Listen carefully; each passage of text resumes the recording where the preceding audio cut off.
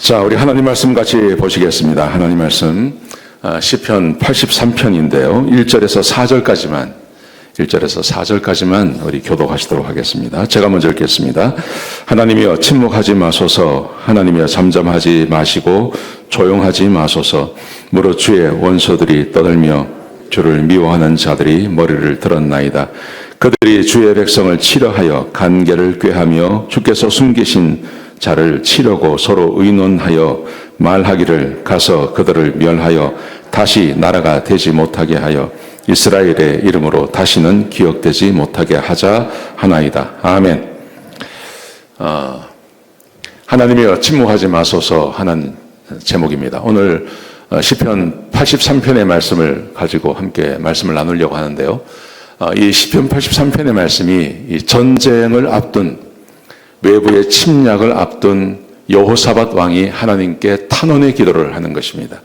이 배경이 우리 6.25와 매우 비슷하고 지금 우리 한국과 미국의 상황과 매우 비슷하다고 생각해서 또 마침 지난 목요일이 6.25 전쟁 75주기였습니다.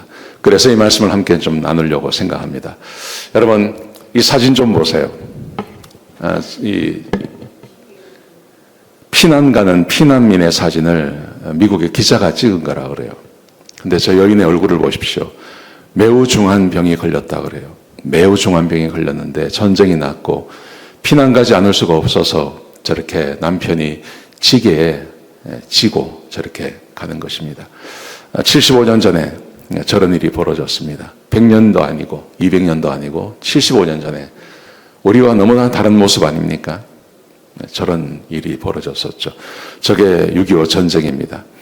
부상자 다 빼놓고 사망자 숫자만 제가 찾아보니까요. 민간인이 100만 명이 죽었어요.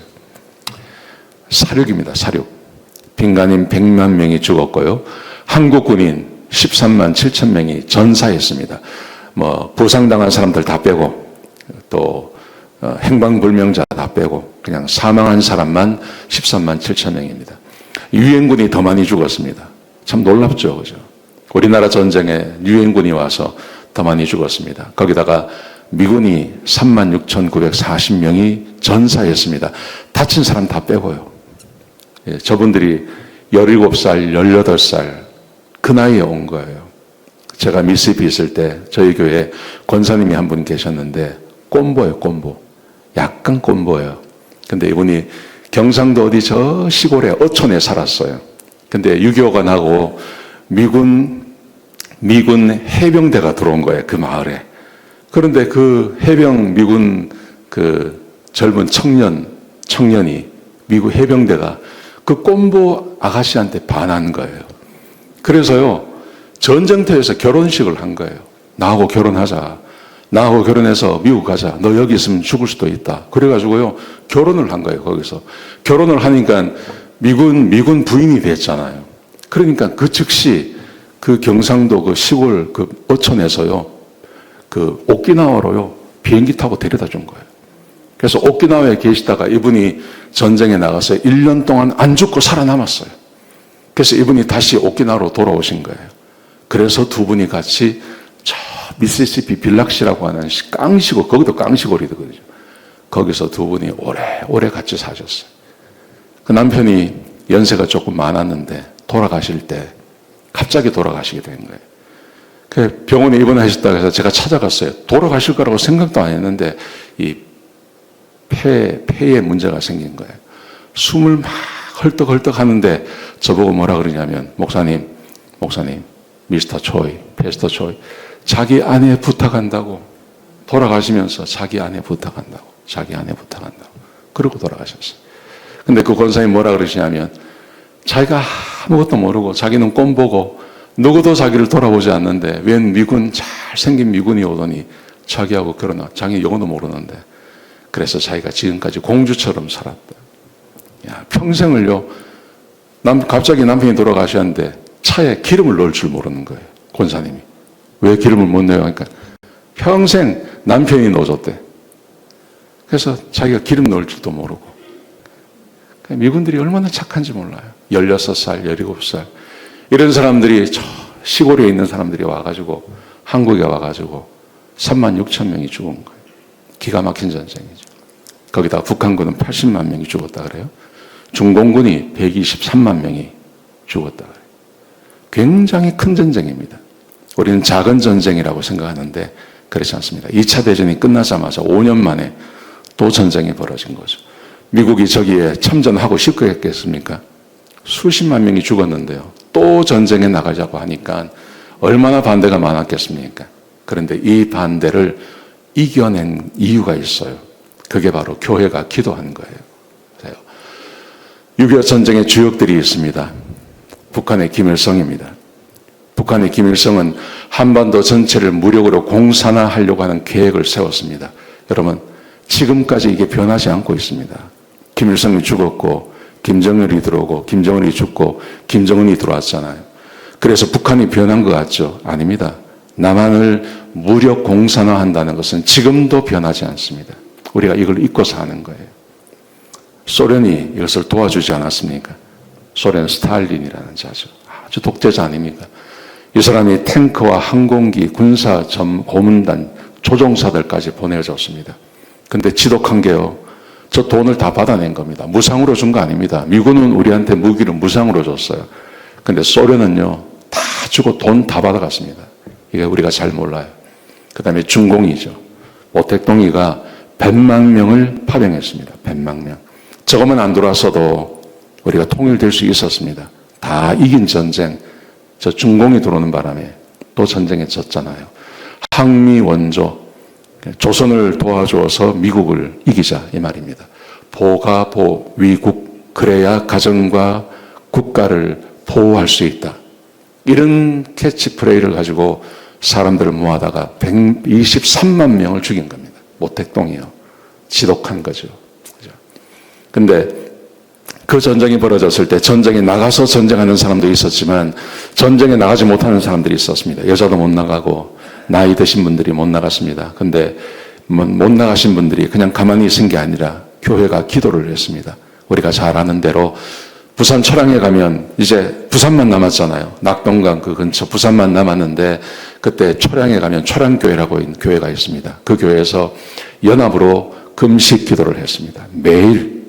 매일 돌아가며 교회당에 가서 무릎 꿇고 금식 기도하는 사람들이 있었습니다. 수영동에 가면 수영동 교회라고 하는 교회가 있는데 거기 모여서 철야 기도를 했습니다. 밤새 목사님들이 집사님들이 모여서 함께 기도했습니다. 그런데 저 두 기도회에 공통점이 있습니다. 뭐냐면 회개하는 기도였어요. 하나님, 우리가 잘못했습니다. 교회 안에서 싸우고 얼마나 그게 많았습니까? 해방이 되고 나니까 일제시대 때 감옥 갔다 온 사람, 갔다 오지 않은 사람, 신사참배한 사람, 신사참배하지 않은 사람, 네가 잘났다 내가 잘났다 얼마나 싸웠습니까? 전쟁 나고 나니까 그 싸움이 무슨 소용이 있습니까? 그래서 회개하는 기도가 밤새 이어졌습니다. 하나님, 한 번만 우리 살려주십시오. 그러면 우리가 싸우지 않겠습니다. 그렇게 밤새 기도했다 그래요. 근데 우리만 기도한 게 아니라 미국이 기도해 주었습니다. 미국 교회가요. 미국 교회 연합회라고 하는, 지금은 이름이 달라졌는데 그때 미국 교회 연합회라고 하는 그 미국의 교회 연합이 있었습니다. 이 사람들이 전쟁이 딱 나자마자 성명을 발표했습니다. 첫 번째, 유엔의 군사적 대응을 지지한다. 미국은 여론이 중요합니다. 아무리 정치인들이 전쟁하고 싶어도 이 국민들이 따라주지 않으면, 여론이 좋지 않으면 전쟁 못하는 거예요. 그런데 미국 교회가 일어나서 거기에 한국 그리스도인들이 있고 이 사람들을 살려내야 됩니다. 그래서 유엔의 군사적인 대응을 지지해 주었습니다. 북한이 남심한 것은 국제법을 어긴 거다. 이것은 합당한 전쟁이다. 라고 하는 전쟁의 명분을 살려준 것입니다. 그래서 전쟁에 나갈 수 있었습니다. 두 번째, 기도와 도덕적인 연대를 촉구했습니다. 우리 전체 미국 그리스도인들이 한국의 그리스도인들을 위해서 기도해야 됩니다. 대통령이 그리스도인입니다. 그 사람이 미국에 살았던 사람입니다. 그를 살려내야 됩니다. 그래서 미국이 나갈 수 있었어요. 미국이 나가니 유엔이 등장하게 된 것이죠. 그리고 절체절명에서 우리 한국이 살아날 수 있었던 것입니다. 여러분, 오늘 우리 함께 읽었던 이 시편 83편, 이 83편의 내용이 바로 이 내용, 똑같은 내용입니다. 1절이 1절이 핵심 구절인데요. 우리 한번 같이 읽겠습니다. 시작. 하나님이여 침묵하지 마소서. 하나님이여 잠잠하지 마시고 조용하지 마소서. 하나님 도와주십시오.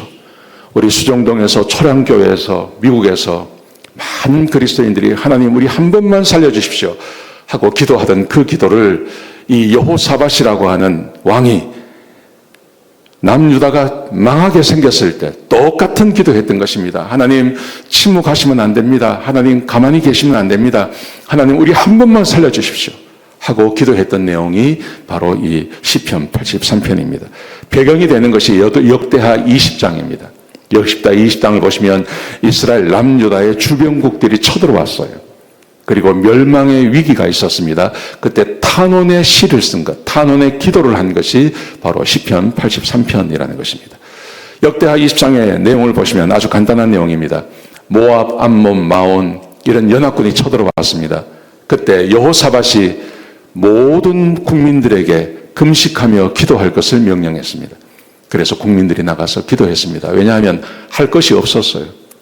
할 수 있는 것이 아무것도 없었어요. 그래서 엎드려 기도한 것입니다. 그랬더니 하나님께서 말씀하셨어요. 이 전쟁은 너희 전쟁이 아니라 내 전쟁이다. 내가 싸우겠다. 하나님께서 응답을 주셨어요. 그리고 하나님께서 실제로 싸워주셨어요.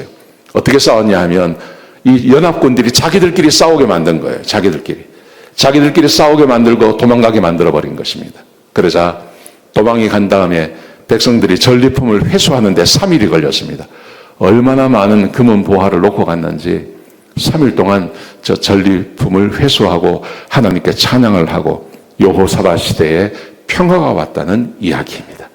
여러분 우리 대한민국하고 비슷하지 않습니까? 대한민국이 기도하고 하나님께서 우리를 도와주셨고 그래서 대한민국이 여기까지 잘 살 수 있는 것이 되어진 것이죠. 아멘? 믿으십니까? 네. 그래서 내용을 보면요. 이 사람들은 몇 가지 아는 것이 있어요. 주적이 누군지를 알았어요. 에돔, 이스마엘인, 모압, 하갈인, 그발, 암몬, 아말렉, 블레셋, 두로 사람들, 아수르 사람들 다 롯의 자손들입니다. 그들의 주적을 딱 알고 있었다는 거예요. 여러분 지금 우리 대한민국의 미국의 주적이 누구입니까? 아십니까? 교회에 적이 있습니다. 교회에 적이 누군지 아십니까? 이거 모르면 못 싸우는 거예요. 근데 저 때는요 사람들이 적이 누군지 알았어요. 우리 6.25 때 적이 누군지 알았잖아요. 마찬가지로 지금도 우리의 적이 누군지를 아셔야 한다는 거죠. 그 다음에 적의 계획을 알고 있었어요. 보세요. 무릇 주의 원수들이 떠들며 주를 미워하는 자들이 머리를 들었나이다. 그들이 주의 백성을 치려합니다. 누구를 치려한다고요? 하나님의 백성들을요. 주께서 숨기신 자를 치려고 서로 의논합니다. 주께서 숨기신 자, 하나님께서 보호하고 계신 하나님의 백성을 말하는 거예요. 그들을 치려고 합니다. 왜요? 4절에 보시면 말하기를, 그들이 서로 말하기를 가서 그들을 멸하여 다시 나라가 되지 못하게 하자. 이제 나라를 없애버리자. 이스라엘을 아예 없애버리자. 하여 이스라엘의 이름으로 다시는 기억되지 못하게 하자. 이스라엘이라는 나라 자체가 아예 없어지게 해보자. 하나님을 섬기는 그들, 하나님을 못 섬기도록 하고 하나님이 아무것도 아니라는 것을 세상에 보여주자. 이 계획을 가지고 왔다는 것입니다. 5절 보십시오. 그들이 한 마음으로 의논하고 주를 대적하여 서로 동맹합니다. 하나님을 대적하기 위해서 서로 동맹했습니다. 12절에 보시면요. 그들이 말하기를 우리가 하나님의 목장을 우리의 소유로 취하자 하였나이다. 하나님의 목장, 하나님께서 기르시는 그 유다, 그 귀한 사람들을 우리 것으로 빼앗아 버리자 하고 이것들이 쳐들어왔다고 말하는 거예요. 적을 합니다. 적의 계획을 알고 있습니다. 그래서 이 사람들은 뭘 했을까요? 하나님께 탄원하는 기도를 드린 거예요. 그 기도가 뭡니까? 그들을 좀 물리쳐 달라고 하나님께 기도하는 것입니다. 보십시오. 주는 미디안인에게 행하시는 것 같이, 미디안이라는 것은 기드온과 300용사가 쳐 부셨던 그 미디안을 말하는 것입니다. 시스라와 야빈에게 행하신 것 같이 그들에게도 행하소서. 그들은 엔돌에서 패망하여 땅에 거름이 되었습니다. 그들의 귀인들은 오렙과 스웹 같게 하시며 그들의 모든 고관들은 세와와 살분나와 같게 하소서. 사사들이 쳐서 이긴 사람들을 말하는 것입니다. 다 물리친 것처럼 그렇게 하나님 좀 물리쳐 주십시오. 하나님께 간구하는 것입니다. 그 다음에 보시면 그들이 굴러가는 건물 같게 하시고 바람에 날리는 지푸라기 같게 하소서. 없어지게 해달라는 말이죠. 그 주의 광풍으로 그들을 쫓아주시고 주의 폭풍으로 그들을 두렵게 하소서. 하나님 그들을 다 물리쳐 주십시오. 그들의 얼굴에 수치가 가득하게 하시고 그들을 수치를 당하게 하시고 낭퇴와 멸망을 당하게 해 주십시오. 하나님 앞에 금식하며 그들이 울부짖으며 기도한 것입니다. 하나님께서 이 기도를 들으시고 그 모두를 하나님께서 물리쳐 주시는 거예요. 아멘. 우리가 배워야 할 교훈이 있습니다. 이겁니다. 첫 번째, 현재 미국과 우리의 조국 대한민국과 교회에 어떤 위기에 있는지를 아시냐 하는 거예요. 미국은 국방비가 천조라 그래. 천조. 지금은 천조가 넘습니다. 천조국이라 그러잖아요. 대한민국 1년 예산이 600조입니다. 근데 미국의 국방비만 1000조가 넘는다 그래요. 미국은 힘도 세고 근데 무슨 적이 있겠나? 원수가 있겠나? 여기 이렇게 안전하게 사는 것이 아닙니다. 그렇지 않습니다. 적이 있습니다. 적을 알아야 됩니다. 두 번째, 그 원수가 누구인지 알아야 됩니다. 우리가 어떤 위기에 있는지 알아야 됩니다. 그 원수의 계획이 뭔지 알아야 됩니다. 그리고 나라를 위해서, 교회를 위해서 구체적으로 탄원하는 기도를 우리가 들을 수 있어야 되는 거예요. 만약에 위기도 모르고 원수도 모르고 원수의 계획도 모르면 그냥 잘 먹고 잘 사는 거로 끝나는 줄 알죠. 그런데 아닙니다. 위기가 있습니다. 적이 있습니다. 자, 우리가 무슨 위기에 처했을까요? 오스 기니스라고 하는 사람이 2018년도에 책을 한 걸 썼습니다. 오스 기니스가 누구냐 하면 이분은 중국 선교사의 아들로 영국 사람인데 중국에서 태어났어요. 그리고 이분이 옥스퍼드 대학을 나왔습니다. 그리고 2018년도에 자유를 위한 마지막 소명, The Last Call for Liberty라고 하는 책을 썼어요. 이 책이 뭐냐 하면요, 이겁니다. 기독교적 자유를 위협하는 세 가지 깃발. 기독교적 자유라는 것은 서방 세계, 자유 서방 세계를 말하는 거죠. 그리고 교회를 말하는 것입니다. 이것을 위협하는 세 가지 깃발, 세 가지 세력이 있다는 거예요. 첫 번째, 프랑스의 혁명의 깃발, 프랑스 혁명의 깃발. 두 번째, 중국 공산당의 깃발. 세 번째, 성혁명의 깃발. 우리가 이거 잘 모릅니다. 저도 이 책 보기 전에는요, 뭔지 몰랐어요. 그냥 대충만 알지, 왜 세상이 이렇게 돌아가나? 좀 이상하다, 이거. 그냥 감으로만 생각했죠. 이 책을 보면서요, 세상이 지금 이렇게 돌아가는 거구나. 저분이 목사님이십니다, 목사님. 목사님이시고 미국에서 지금 저런 사역을 하고 계시는데 저분이 세계에 위협이 되는 세 종류의 세력, 프랑스 혁명의 깃발, 중국 공산당의 세력, 그리고 성혁명의 세력, 세 세력이 있다고 말합니다. 여러분, 지금 미국이 그리고 교회가 어떤 위기에 처해 있는지 아십니까? 이 책에서 오스기니스는 이렇게 말을 합니다. 미국은 지금 진리의 위기 가운데 있습니다. 지금 우리가 살고 있는 세상이 포스트 모던 시대잖아요. 그러니 절대 진리를 부정합니다. 절대 진리라는 것은 이것입니다. 하나님이 사람을 만드셨습니다. 하나님이 세상을 심판하십니다. 사람이 예수 믿지 않으면 언젠가 그 사람은 반드시 심판받고 지옥 갑니다. 천국 갈 수 있는 것은 예수를 믿는 사람만 천국 갈 수 있는 것입니다. 하나님이 유일하신 신이십니다. 이 진리 있잖아요. 이 진리. 이 진리를 사람들이 받지 않아요. 그거는 너가 이야기하는 것이고 그냥 내가 생각하는 진리는 이런 거야 하고 사람들이 마음대로 생각해 버린다는 거죠.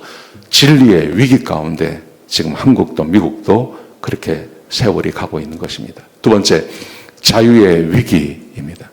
미국은 자유로워진 나라죠.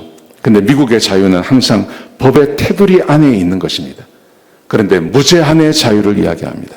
그러다 보니까 사회가 무너집니다. 도덕이 붕괴합니다. 가정이 파괴되어집니다. 무슨 자유까지 이야기하냐 하면 남녀를 선택할 수 있는 것도 자유다. 그러니 가정이 파괴될 수밖에 없는 거죠. 지금 자유의 위기 가운데 있다고 이야기합니다. 세 번째, 기억 상실의 위기라는 것입니다. 미국은 청교도의 신앙 위에 세워진 나라입니다. 그런데 청교도가 처음 나라를 세울 때 가졌던 그 건국의 이념, 그 건국의 이념이 지금은 기억 상실에 있어서 사람들이 기억하지 않는다는 거죠. 네 번째, 문화적 타협의 위기인 것입니다. 교회가 대중문화를 그냥 무차별적으로 받아들입니다. 성혁명, 파괴적인 정치 이념을 교회 교인들이 그냥 받아들입니다. 그렇지 않습니까? 그래서 교회 안에서도 심지어 동성애를 하는 목사님이 강단했습니다. 동성애가 괜찮다고 이야기합니다. 그러다 보니 교회가 엉망진창이 되어버리는 거죠. 하나님의 말씀이 제대로 선포되지 않는 그런 시대를 지금 사람들이 살아가고 있다 말합니다. 다섯 번째, 영적 결핍의 위기라는 것입니다. 하나님의 말씀을 믿고 그 하나님의 말씀의 절대 진리 위에 내 신앙을 쌓아나가야 하는데 미국도 그렇고 한국도 그렇고 대부분의 현대인들은 하나님의 진리보다는 그냥 감정적으로 나를 기쁘게 해주고 감정적으로 만족이 가는 그런 말과 그런 행사에 사람들은 매몰되어져 있다는 것입니다. 그래서 하나님의 말씀이 사라져버리는 그 교회 가운데 사람들이 살아간다. 그렇게 말하고 있습니다. 여러분, 그런데 이런 위기가 다 어디서 왔느냐? 오르스기니스는 이렇게 말합니다. 이게 바로 프랑스 혁명과 중국 공산당과 성혁명의 영향 아래 있다는 거예요. 자, 그래서 이 세 가지를 좀 볼 필요가 있습니다. 첫 번째, 프랑스 혁명의 깃발. 보세요. 프랑스 혁명은 루이 16세 때문에 일어난 거잖아요. 그때 폭정을 하고 막 사람들이 먹고 살고 힘들고 빵이 없고 해서 이걸 했다고 생각했는데 그 안에 아주 깊숙한 곳에 있는 어떤 사상이 있다는 거예요. 사상. 그 사상이 뭐냐 하면 계몽주의 사상이라는 것입니다. 계몽주의라는 것은 다른 게 아니라 하나님의 절대 진리보다는 인간의 이성이 더 올바르다는 거예요. 인간은 원래 선한 존재이기 때문에 사람에게 무한한 자유를 주면 그 사람은 항상 좋은 사회를 만들어낼 수 있다고 생각한 것이 계몽주의입니다. 그래서 사람을 하나님의 말씀에 교회의 억압에서 풀어내면, 가정에서 풀어내면, 그러면 사람은 굉장히 좋은 유토피아를 만들 수 있다고 믿었던 거예요. 이게 계몽주의. 이 계몽주의가 프랑스 혁명에서 또 촉발되어진 것입니다. 자, 그래서 무신론적인 자유, 이성의 숭배, 하나님을 숭배하는 것이 아니라 이성을 숭배하고 도덕적인 해체, 모든 도덕, 법률 이런 것은 사람을 억압하는 기구라고 생각한 겁니다. 그래서 모든 도덕을 다 해체해도 사람은 얼마든지 잘 살 수 있다. 그렇게 주장했습니다. 그래서 프랑크푸르트 학파, 문화 막시즘, 급진 페미니즘, 젠더 이데올로기, 지금 우리가 보고 있는 것이죠. 이런 것들이 저기서 시작이 되어진 것입니다. 죄의 개념을 제거했습니다. 무슨 말이냐면요. 사람이 죄를 짓는 것은 사람이 악해서가 아니라 사회 구조가 잘못되어서라는 거예요. 사회 구조가 잘못되어졌기 때문에 사회 구조만 제거하면 정부만 없어지고 가정이 없어지고 가부장적인 아버지가 없어지고 그리고 사람을 착취하는 그런 그 기업가만 없어지면 그러면 사람은 죄를 짓지 않는다. 그렇게 주장한 겁니다. 그래서 전통 없어져야 된다. 교회 없어져야 된다. 도덕 없어져야 된다. 심지어 가족 제도도 없어져야 된다. 그래야 사람이 자유롭게 살 수 있다. 이게 프랑스 혁명의 잔재들이라는 것이죠. 이해가 되십니까? 졸려요? 그만할까요? 중국 공산당의 깃발이 있습니다. 중국 공산, 지금 전 세계에 상당히 위협이 되는 그런 세력이라고 이야기합니다. 양심과 자유의 적으로서의 중국 공산당. 여러분, 사람은 양심을 가지고 법 안에서 자유를 누리며 살아가야 됩니다. 근데 중국 공산당을 보십시오. 중국 공산당은 이것을 하지 못하도록 만듭니다. 전체주의의 부활입니다. 중국 공산당, 이것은 전체주의입니다. 전체주의. 중국식 사회주의와 감시와 통제를 하는 것입니다. 중국 인구가 13억인가 그런데요. 중국 전체에 깔려있는 CCTV가 10억 개가 넘는데요. 그리고 사람을 등급을 매긴다 그러잖아요. 등급을 딱 매겨가지고, 그래서 그 등급을 받은 사람은 어떤 지역에 못 가는 거예요. 비행기를 못 타는 거예요. 무슨 등급이 낮은 사람은요, 비행기도 못 타고, 고속 전철도 못 타고, 지하철도 못 타고, 자업도 못 갖고. 그래서 사람을 아예 딱 어떤 틀 안에 집어넣어놓고 꼼짝을 못하게 만들어 놓는 거죠. 이게 전체주의의 부활인데, 이게 매력적인 게, 우리는 위협적이지만 정치를 하는 사람들 입장에서는 굉장히 매력적이에요. 꼼짝을 못하게 하니까요. 이거를 수출한단 말입니다. 세 번째, 기독교를 박해합니다. 성경을 검열합니다. 성경에 하나님이라는 말을 다 빼버립니다. 중국 공산당이 만든 성경이 따로 있습니다. 그 성경만 쓰게 만듭니다. 예배당을 철거해버립니다. 그리고 목회자를 투호합니다. 중국 내에 있는 모든 선교사 다 쫓아냈습니다. 우리 윤 선교사님 아시지 않습니까? 20년 이상 중국에서 활동하셨는데 쫓겨났습니다. 그래서 지금 태국에 가서 사시죠. 다 쫓아내죠. 기독교를 박해하는 것입니다. 중국 공산당이 서구 자유주의에 대한 침투가 있습니다. 이게 무슨 말이냐면 세계적인 영향력을 확대해가는 것입니다. 중국이 힘이 있고요. 돈이 많잖아요.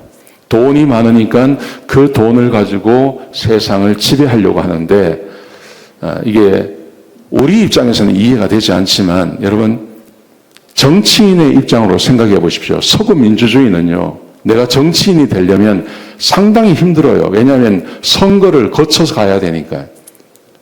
근데 중국 공산당은 한 번 정권을 잡으면 이거 놓지 않습니다. 그래서 어떻게 이 정권을 뺏기지 않고 계속해서 잡을 수 있느냐라고 생각했을 때 중국 공산당이 하는 그대로 하면 제일 좋은 겁니다. 여러분, 그래서 많은 나라들이 중국 공산당이 하고 있는 그 체제를 수입해서 그대로 따라하는 겁니다. 이거 잘 모릅니다, 사람들이. 자유와 진리의 가치를 약화시킵니다. 조금씩 자유와 진리의 가치를 약화시키는 일을 하고 있습니다. 경제력과 기술력으로 침투하죠. 힘이 약한 나라, 기술력이 없는 나라, 돈이 없는 나라, 이런 나라에 침투해서 그들의 것을 가져가는 일을 지금 이 중국 공산당이 하고 있는 것입니다. 중국 공산당이 세계를 지배하는 전략이 몇 가지가 있습니다. 첫 번째, 경제적인 의존을 통해 지배합니다. 1대1로라는 말 들어보셨죠? 그죠? 옛날에 실크로드가 있는 것처럼 지금은 1대1로 전 세계에 중국의 거점들을 만들어가는 것입니다. 대표적인 것이 스리랑카 이런 데 자기들이 돈을 빌려줘서 항만을 만들게 해요. 근데 그것을 갚지 못해요. 그러면 그 항만을 빼앗는 겁니다. 한 100년 동안 마치 홍콩을 빼앗긴 것처럼 100년 동안 자기들이 쓰겠다 이렇게 하는 겁니다. 전 세계에 이런 것을 만들어 놓는 것입니다. 두 번째, 문화와 언론의 침투입니다. 이게 아주 심합니다. 미국도 굉장히 심합니다. 자기 검열을 하게 하는 겁니다. 이게 무슨 말이냐면 헐리우드에서 영화를 만들어요. 중국 시장이 아주 커요. 중국 시장이. 중국에다 영화를 팔아야 수익이 많이 생기죠. 사람들은 돈이 중요하니까요. 근데 만약에 그 헐리우드 영화에 중국을 비판하는 내용이라든지 이런 게 들어가면 그 영화는 중국에 못 들어가는 거예요. 그러니 어떻게 하겠습니까? 중국을 비호하고 중국인들, 중국 정치인들 이런 사람들을 비호하는 내용이 거기에 들어가게 만드는 거예요. 그래야 중국에 가서 팔 수 있으니까요. 디즈니 영화도 마찬가지입니다. NBA 같은 데서 중국 비판했다가 NBA 상영 못하게 만들고 그러니 다 없애버리는 거죠. 구글도 마찬가지입니다. 중국이나 이런 것을 비판하는 말을 다 빼버리는 것입니다. 디지털 감시 기술을 수출합니다. 감시 독재를 전파하는 것입니다. 나라마다 CCTV, 안면 인수 기술 이런 것을 전파해서 사람들을 옥죄하게 만들고 감시하는 체제를 중국이 만들어서 세계에 전파하고 있는 것입니다. 국제기구를 장악하는 시도를 끊임없이 합니다. WHO, 세계보건기구를 말하는 것입니다. 여러분, 우한 폐렴, 코로나가 처음 발생했을 때 우한에서 발생했잖아요. 그게 폐렴이었잖아요. 공식 이름이 우한 폐렴이었습니다. 그런데 얼마 지나지 않았어요. 중국이 영향력을 발휘해서 우한 폐렴이라는 말을 없애버리고 코로나라는 말로 바꾼 거예요. 우한 폐렴입니다, 그거. 근데 왜 바꿨을까요? 중국에서 시작했다는 것을 숨기기 위해서요. 코로나라는 걸로 했다. 이해가 되세요? 해외 중국인 통제하고 그들이 간첩 활동을 하도록 독려하는 것입니다. 왜? 우리 제 왕자매님 저기 계시지만, 전 세계 중국 사람들이 참 많잖아요. 근데 그 사람들을 통제하고 그 사람들을 감청 활동을 하도록 하는 것입니다. 왜 한국 같은 경우도 중국인들이 들어와서 드론 띄워가지고 이렇게 국정원이나 아니면 군사실 같은 거 촬영하게 만들잖아요. 그런 거 하게 하는 것이죠. 중국 공산당입니다. 중국 공산당이 이 일을 하게 하는 것입니다. 세 번째, 성혁명의 깃발이라는 것입니다. 성혁명의 깃발이라는 것은 성혁명은 단순한 자유가 아니다. 오스키니스는 그렇게 말합니다. 창조 질서에 대한 반역이다. 당연하죠. 성경에 분명히 하나님께서 한 남자와 한 여자를 창조하셨습니다. 그리고 한 남자와 한 여자가 만나서 결혼하게 했잖아요. 결혼해서 자식을 낳고 살게 하는 거 아닙니까? 그런데 이것을 부정해버리는 거예요. 하나님의 창조의 질서를 파괴하는 것을 말하는 것입니다. 성혁명은 새로운 전체주의를 말하는 것입니다. 여러분, 개인의 선택이라고 이야기를 해요. 항상 그렇게 이야기합니다. 어린 아이들이 자기가 선택하는 거라고. 그런데 사회 전체에 이런 분위기를 만들어버리는 것입니다. 이것을 잘못되었다고 말하는 말 자체를 하지 못하게 만드는 거예요. 그렇잖아요. 법을 그렇게 만들지 않습니까? 그런 분위기를 만들어가지 않습니까? 그래서 교회 강단에서 동성애를 비판하지 못하는 분위기를 전 세계적으로 만들어버린다니까요. 그러니까 개념 있는 목사는 못하는 거예요. 개념 있게 보이기 위해서 저런 비판을 하지 않은 것이죠. 전체주의화 되어져 간다. 그렇게 보고 있는 것입니다. 기독교 신앙과 성혁명은 공존할 수 없는 것입니다. 당연하죠. 하나님의 창조를 우리는 믿기 때문에 사람이 성을 선택할 수 없다. 그리고 동성애는 분명히 하나님이 죄라고 말씀하셨기 때문에 이게 괜찮다고 말 못한다는 거예요. 공존할 수 없는 것이죠.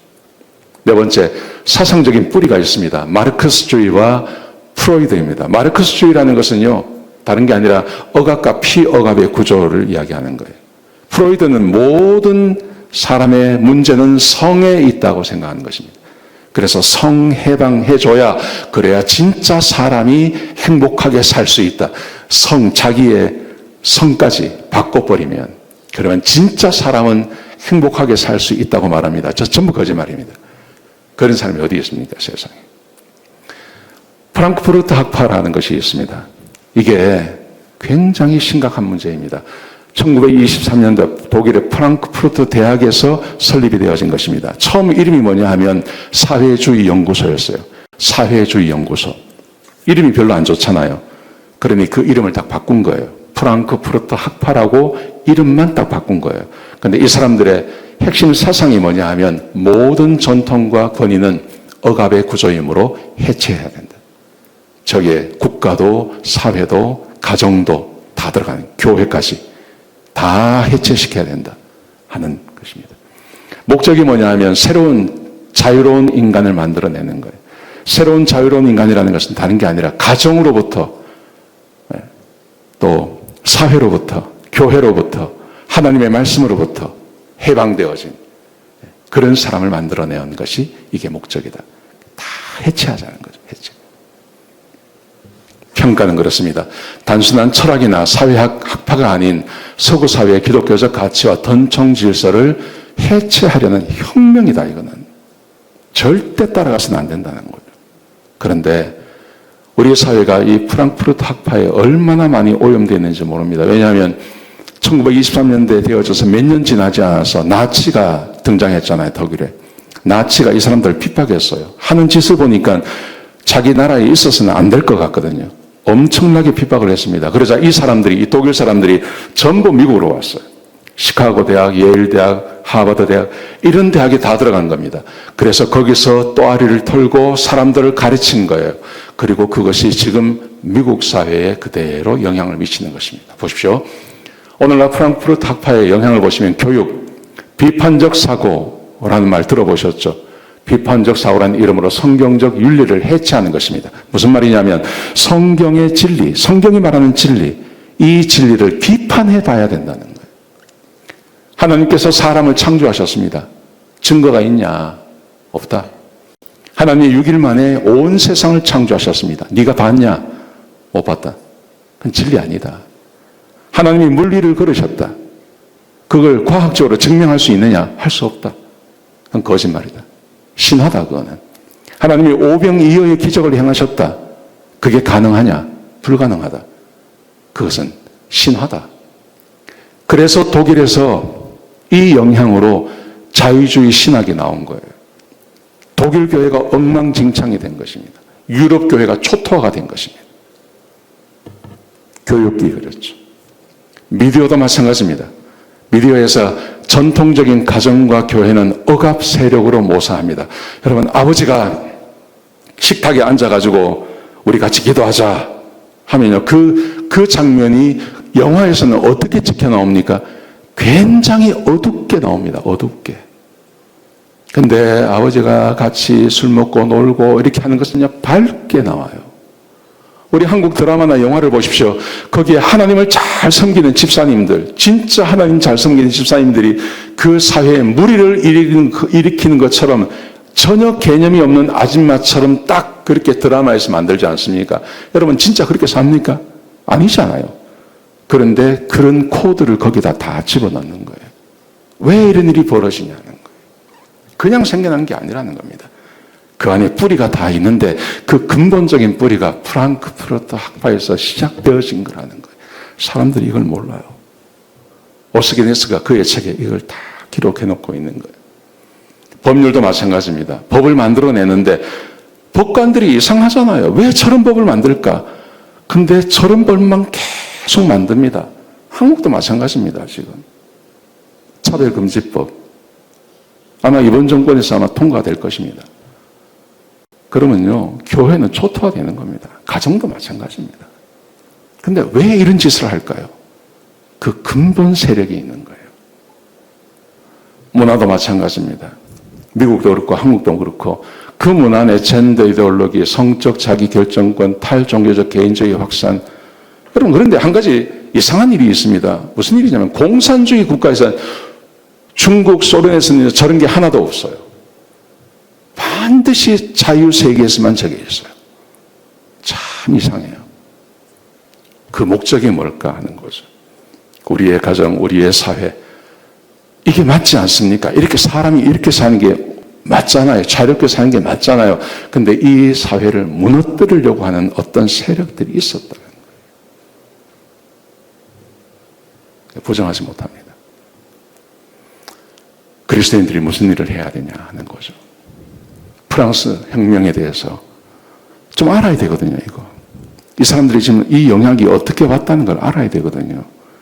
그러면 인본주의를 물리쳐야 됩니다. 사람이 주인 되는 세상 아닙니다. 여러분 성경을 보십시오. 사람이 주인 되어서 단 한 번이라도 그 밑에서 행복하게 산 사람이 있었나요? 단 한 번도 없습니다. 하나님이 주인 되셔야 됩니다. 성경적 자유라는 것은 사람이 하나님의 피조물이라는 것을 인정하고 내 창조주가 계신다고 하는 것을 인정하고 사는 걸 말하는 겁니다. 그런데 사람이 내가 주인 되어서 산다? 그래서 행복하게 살 수 있다? 없습니다. 그런 세상. 절대 진리를 사수해야 되는 것입니다. 두 번째, 중국 공산당. 하나님보다 높은 권위는 없다 하는 겁니다. 하나님보다 높은 정부가 있을 수 없습니다. 하나님보다 더 높은 정치 세력도 있을 수 없습니다. 오직 하나님만 사람의 생사역달권을 가질 수 있는 거죠. 내 개인의 삶을 누군가가 계속 감시하고 그 사람들이 내 목줄을 쥐고 사는 거. 우리는 그런 사회를 원치 않습니다. 그래서 우리는 미국 온 거예요. 근데 미국이 그렇게 간다니까요. 세 번째, 성혁명. 창조의 질서를 우리는 인정해야 됩니다. 이건 인정해야 됩니다. 내가 내 성을 마음대로 선택할 수 있다. 아니요. 절대 그럴 수 없습니다. 진리를 수호해야 됩니다. 성경에 나오는 진리. 하나님이 창조주이시고 사람은 피조물에 불과하고 사람이 어떻게 살든 그 삶에 대해서 반드시 하나님 앞에 심판을 받아야 하고 그 심판의 결과로 지옥 가든지 천국 가든지 하는 것입니다. 이 세상으로 끝나는 거 아닙니다. 진리를 수호해야 됩니다. 용기 있는 증언을 할 수 있어야 됩니다. 그게 아니라고 이야기할 수 있어야 됩니다. 침묵은 이미 패배한 것이라고 이야기하는 것입니다. 여러분, 우리가 4년에 한 번, 2년에 한 번, 5년에 한 번 우리가 투표를 하잖아요. 선거를 하잖아요.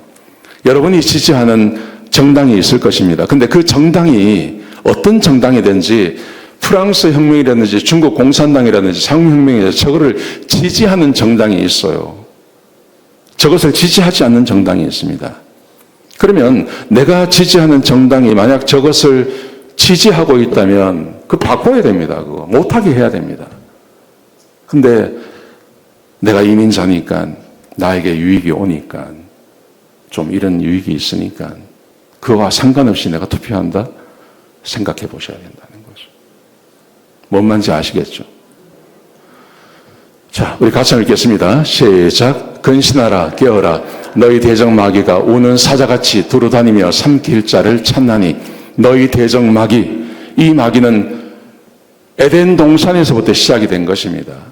에덴 동산에서 아담을 집어 삼켰잖아요. 그리고 마귀는 한 번도 쉰 적이 없어요.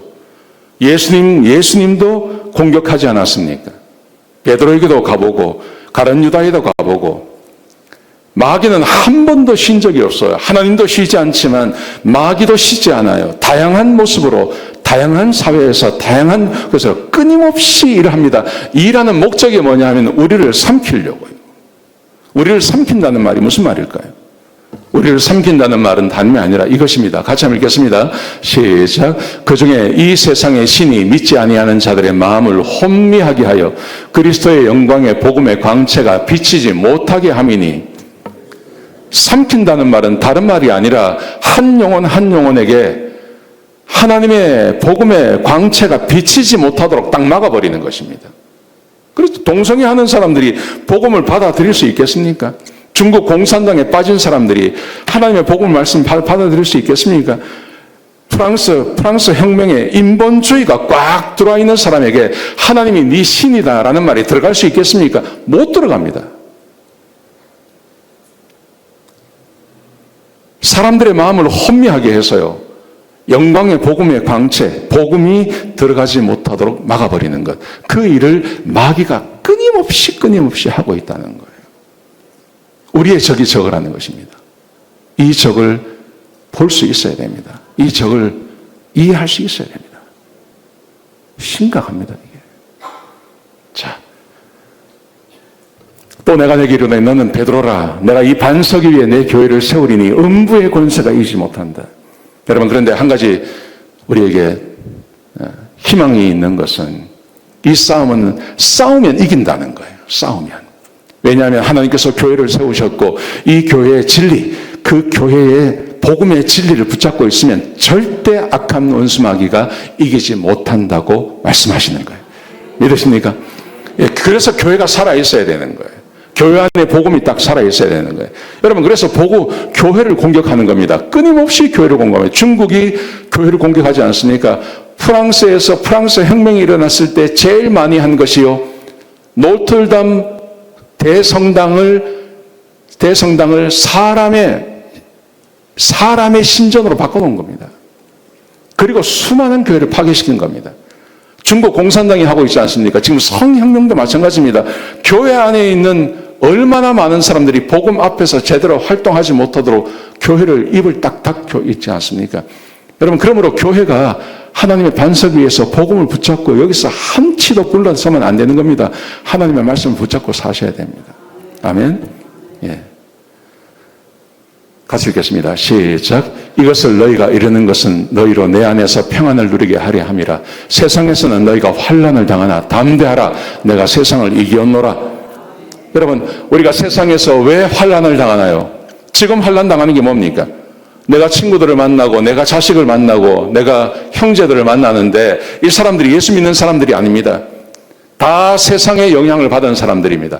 그래서 이 사람들이 이것도 괜찮고 이렇게 해야 되고 이렇게 해야 되는데 너희는 뭐 하냐? 라고 물어볼 때 아니야.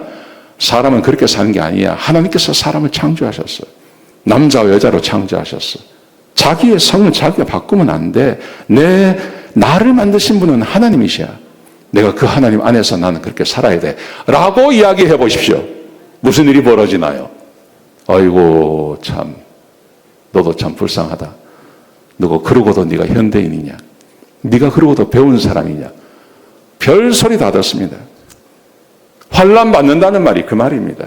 그래, 니도 맞다. 그러면요, 환난 당할 일이 없어요. 그런데 싸운다는 말이 그 말입니다. 싸우지 않으면 환난이 없습니다. 그 사람들에게 입 딱 치고요, 가만히 있으면 아무 일도 생기지 않는다니까요. 근데 그렇게 하면 안 돼. 하나님께서 그렇게 하면 싫어하셔. 그렇게 살면 행복하게 사는 게 아니야. 이걸 이야기하고 그 사람들에게 하나님의 말씀, 복음을 증거하고 해야지요. 그래야 내가 환난을 당하는 거예요. 이 환난을 당하셔도 괜찮습니다.